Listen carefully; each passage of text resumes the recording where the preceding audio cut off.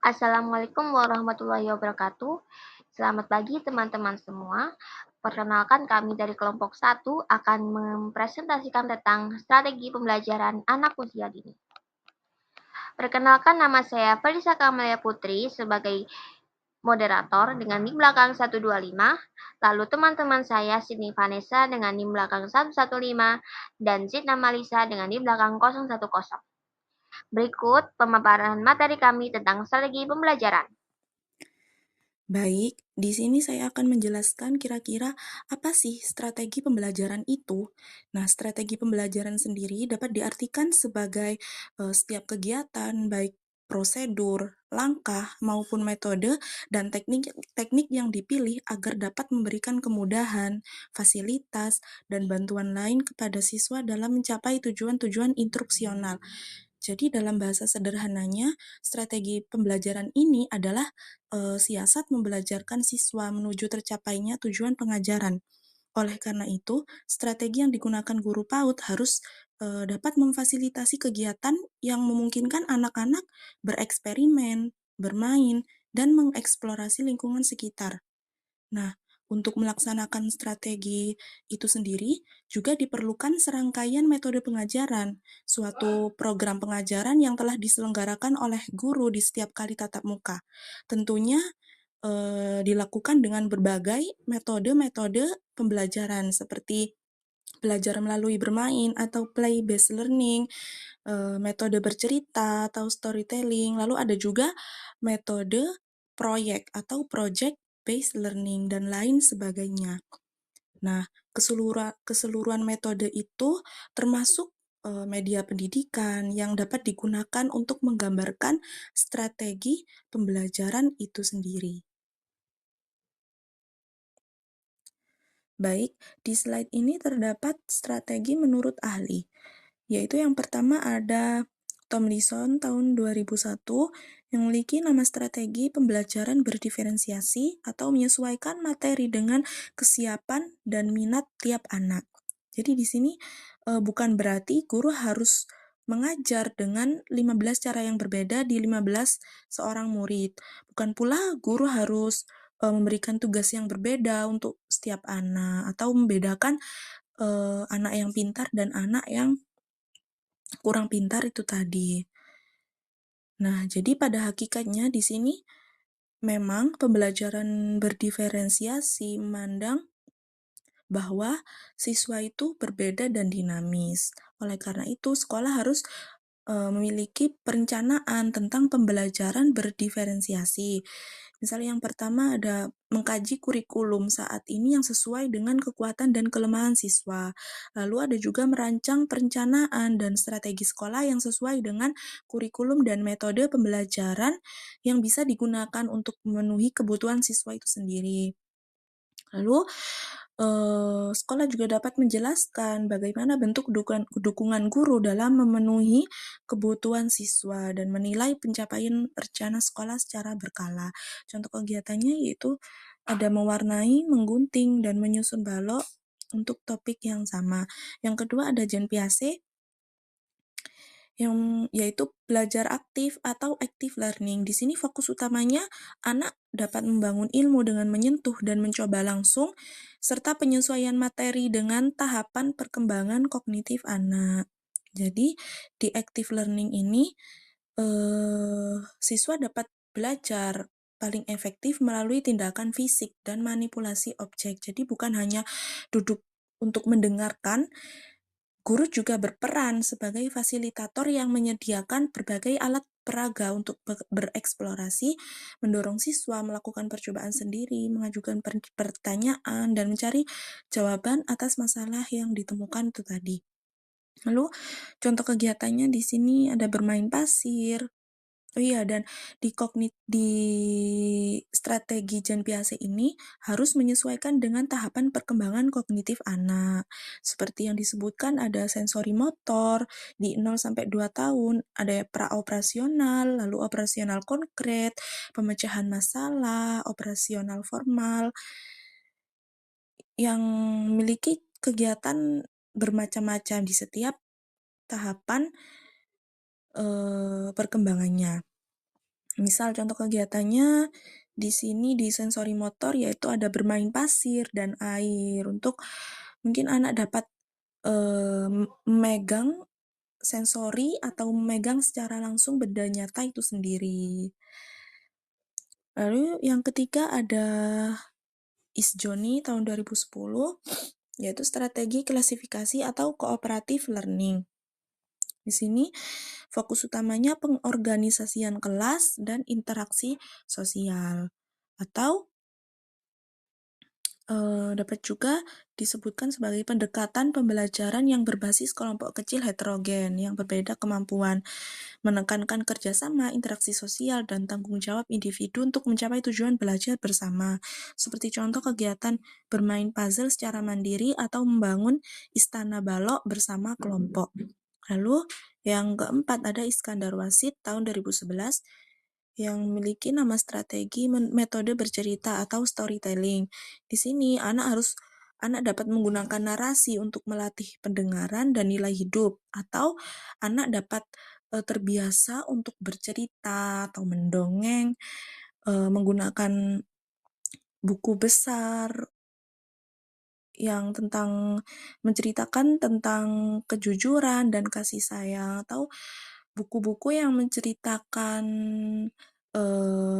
tentang cerita hewan atau cerita-cerita yang memiliki nilai-nilai yang baik di dalamnya, nilai-nilai atau pembelajaran yang baik di dalamnya. Lalu yang kelima ada Masito tahun 2005 yang memiliki nama strategi berpusat pada anak atau child center. Di sini guru bukan hanya sebagai fasilitator yang mengikuti kemauan atau ide anak. Maksudnya di sini guru sebagai fasilitator yang mengikuti kemauan atau ide anak. Jadi guru bukan hanya menjelaskan atau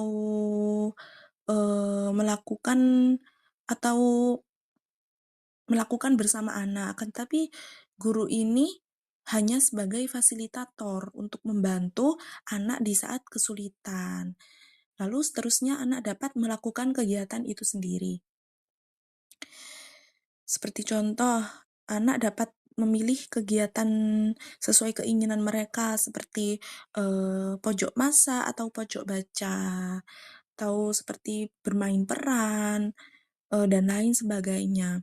Lalu yang terakhir ada Lev Vygotsky tahun 1978 yang memiliki nama strategi yaitu scaffolding atau belajar lewat bantuan guru atau teman yang lebih mahir. Di sini di scaffolding ini misal terdapat anak yang mungkin lebih mahir atau memiliki kemampuan yang lebih baik daripada anak yang satunya. Nah, anak yang satunya ini dapat meminta bantuan di anak yang lebih mahir itu sendiri. Lalu contoh kegiatannya ada yaitu tadi memberikan bantuan atau tuntunan saat anak kesulitan menggunting pola, lalu dapat dilepas pelan-pelan. Jadi waktu kesulitan kita dapat sebagai guru dapat membantunya, dan waktu anak itu sudah paham untuk cara melakukannya, dia akan melakukan kegiatan itu sendiri. Perbedaan strategi, metode, dan teknik.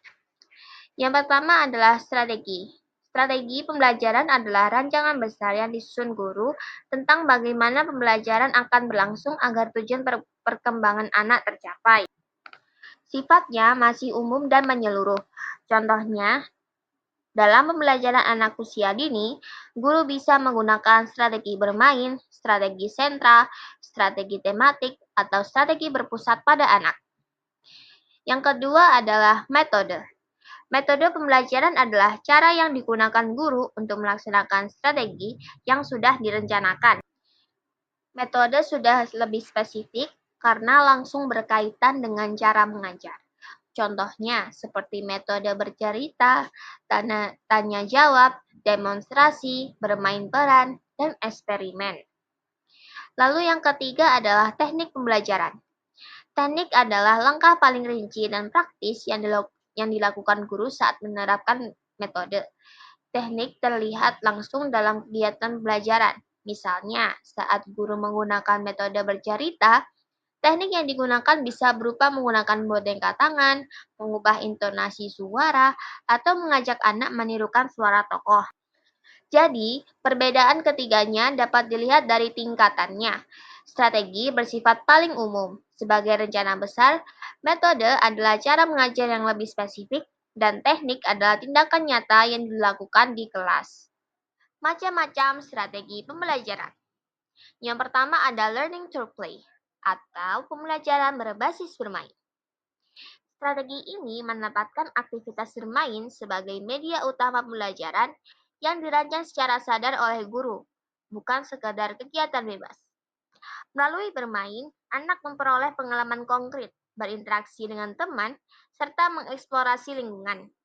Sehingga anak akan berkembang pada aspek kognitif, bahasa, motorik, dan sosial emosionalnya. Pembelajaran berbasis bermain membuat anak lebih aktif, antusias, dan memahami konsep dengan lebih baik karena belajar jadi secara alami dan menyenangkan.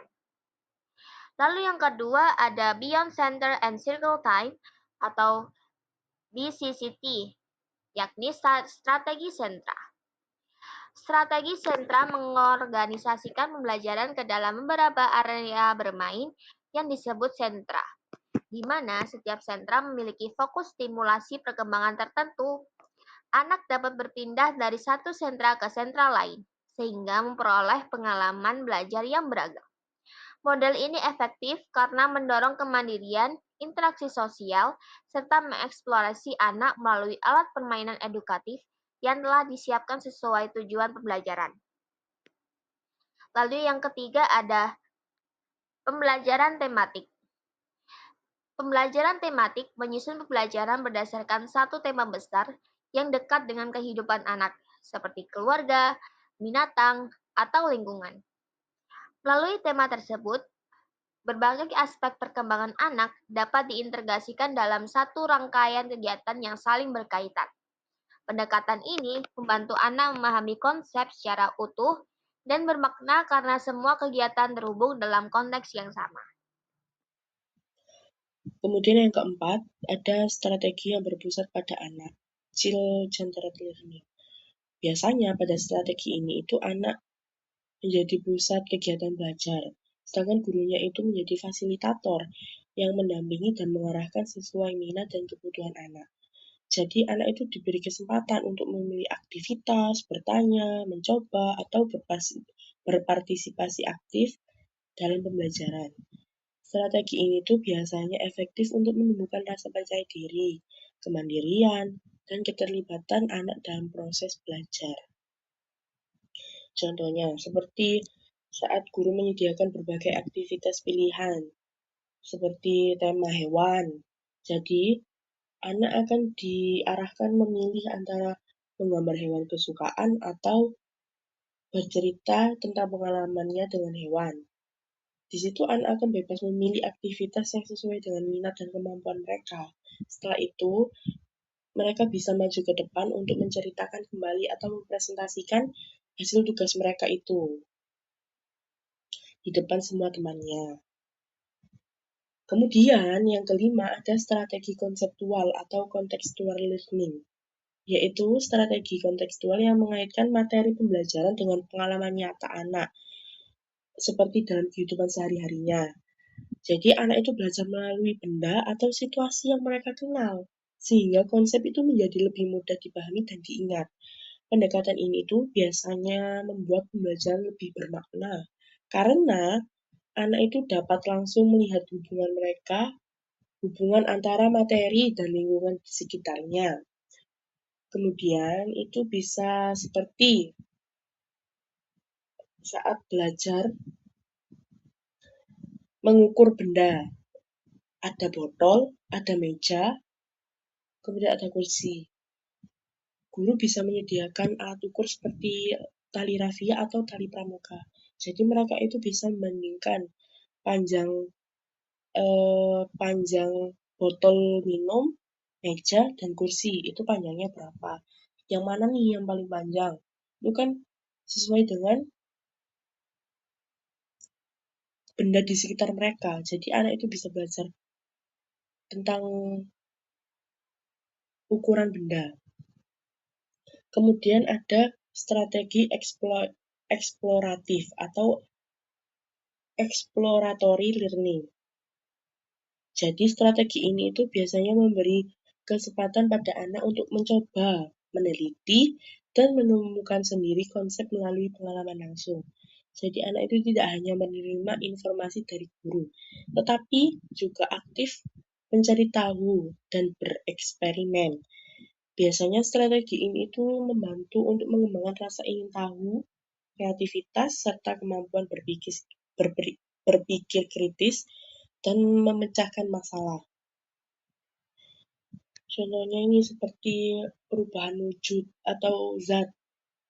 Jadi guru itu bisa memberikan alat atau bahan seperti es batu, air, panci kecil, dan kompor kecil. Tentunya itu juga pengawasan dari guru ya. Siswa itu diminta untuk mengamati apa yang terjadi ketika es batu itu dibiarkan di atas meja, kemudian dipanaskan, dan setelah itu didinginkan kembali. Dari pengamatan itu, siswa kan bisa menemukan sendiri konsep perubahan zat itu. Kenapa kok es batu itu bisa mencair? Kemudian yang ketujuh ada strategi kooperatif atau cooperative learning.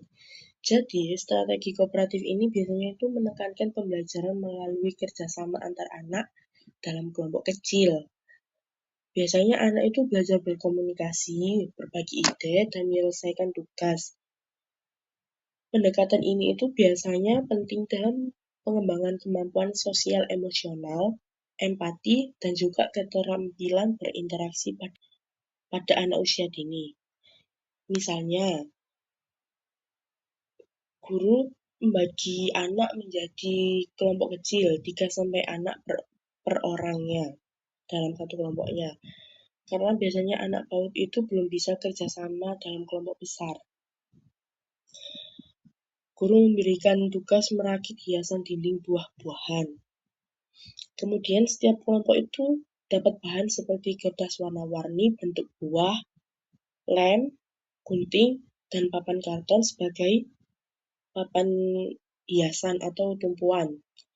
Kemudian satu anak bisa mengambil dan memilih bentuk buah yang diinginkan atau yang dipakai. Kemudian anak lainnya bisa membantu untuk menempelkan lem atau bisa menyusun letak buahnya agar terlihat rapi. Jadi di situ guru hanya menemani dan membimbing jika ada yang kesulitan. Seperti saat anak itu bingung gimana sih cara menempelkannya, itu guru bisa memberitahu. Dengan kerjasama begitu, setelah selesai mengerjakan, anak bisa bekerja sama dengan satu kelompoknya untuk menunjukkan hasil kerjasamanya ke depan kelas, dan masing-masing anak bisa bilang kegiatan yang membantu dalam kelompoknya itu. Kemudian ada strategi bermain peran atau role play. Jadi di strategi ini tuh biasanya anak memerankan tokoh atau situasi tertentu seperti misal bermain peran dokter-dokteran atau pasar atau keluarga. Jadi melalui stimulasi ini anak itu bisa mengembangkan imajinasi mereka atau kemampuan berbahasa mereka serta pemahaman sosial mereka. Biasanya bermain peran juga membantu anak-anak belajar untuk mengekspresikan diri mereka. Dan biasanya juga bisa memahami berbagai peran dalam kehidupan sehari-hari.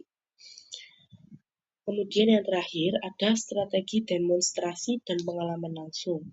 Jadi di strategi ini itu biasanya dilakukan dengan cara guru terlebih dahulu memperagakan atau memberi contoh sesuatu kegiatan atau keterampilan.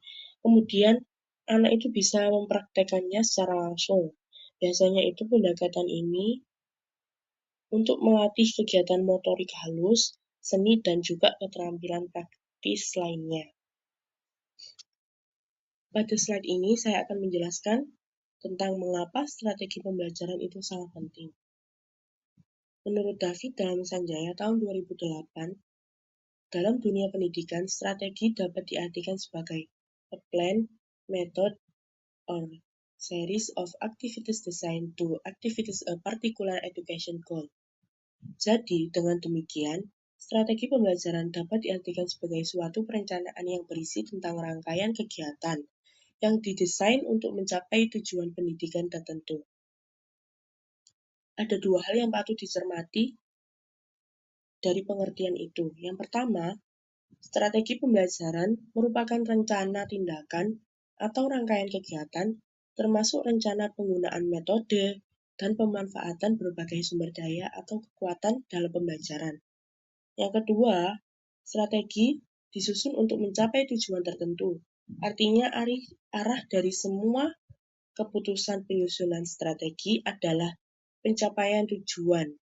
Dengan itu, penyusunan langkah-langkah pembelajaran, pemanfaatan berbagai fasilitas, dan sumber belajar semuanya diarahkan dalam upaya pencapaian tujuan. Maka dari itu, ada berbagai manfaat yang bisa diambil. Yang pertama, pembelajaran menjadi lebih menarik atau tidak monoton saat disampaikan satu arah oleh guru.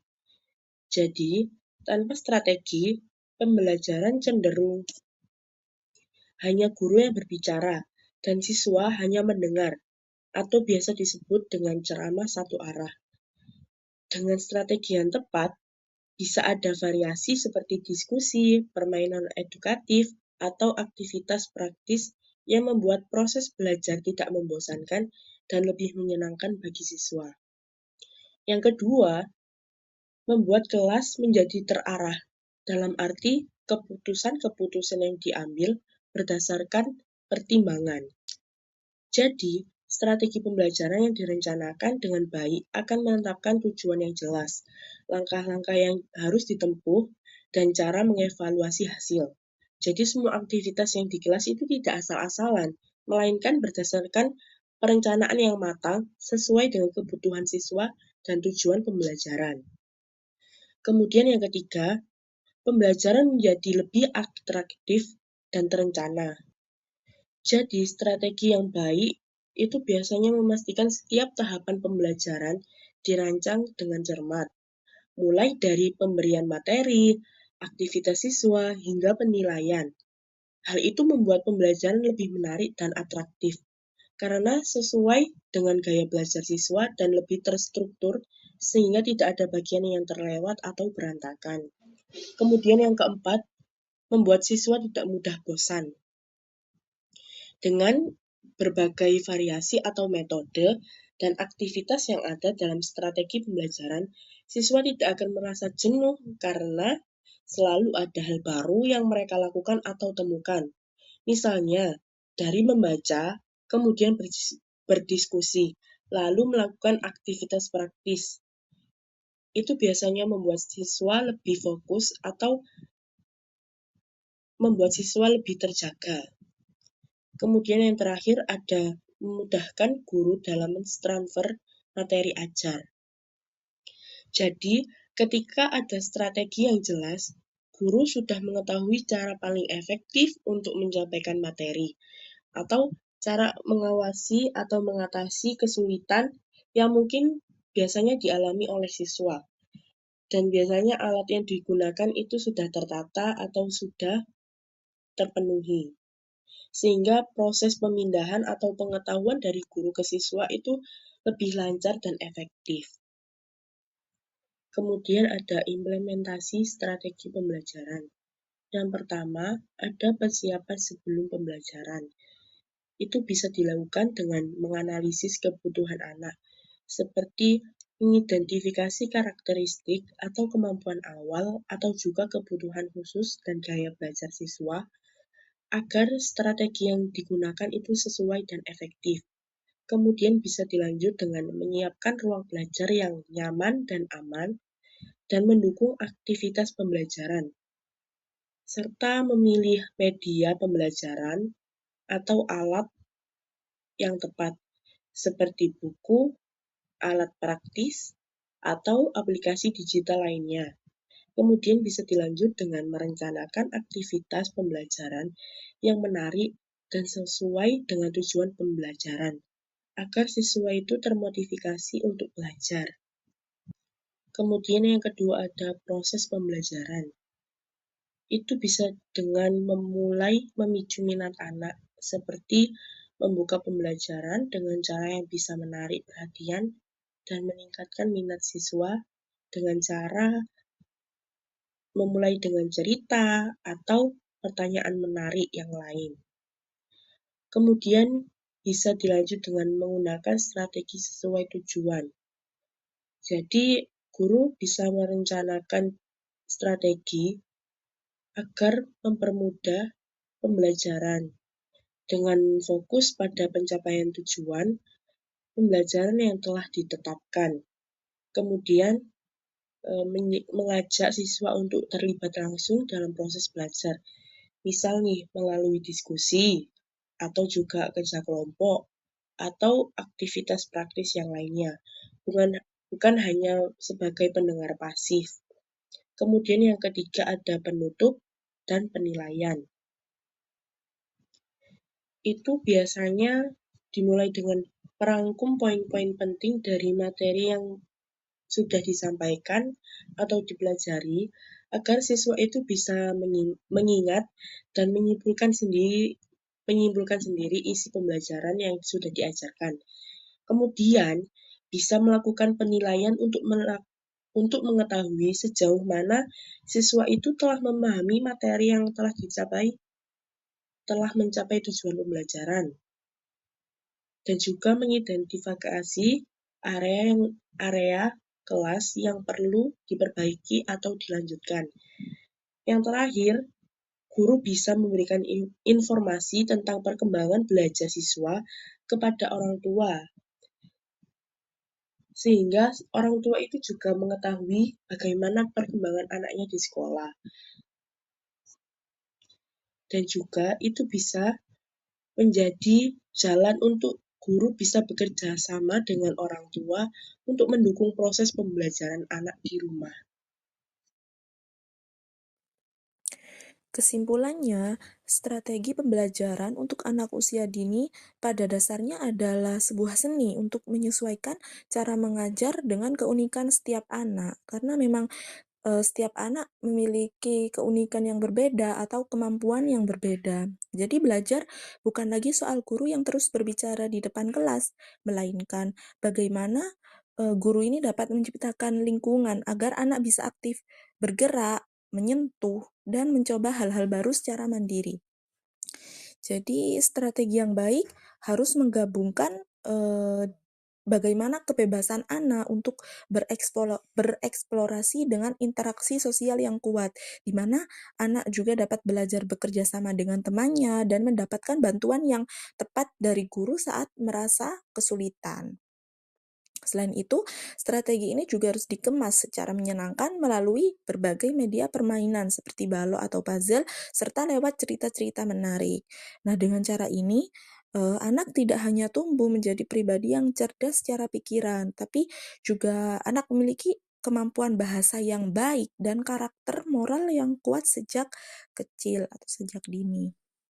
Nah, singkatnya, strategi pembelajaran yang paling efektif adalah yang dapat memfasilitasi anak untuk belajar sambil bermain dalam suasana yang mendukung potensi unik mereka masing-masing.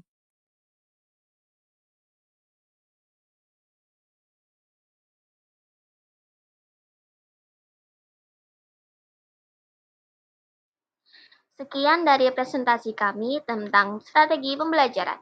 Semoga apa yang kita sudah paparkan menjadi manfaat bagi kita semua. Saya sebagai moderator mohon maaf apabila ada salah kata dan ucap. Terima kasih. Wassalamualaikum warahmatullahi wabarakatuh.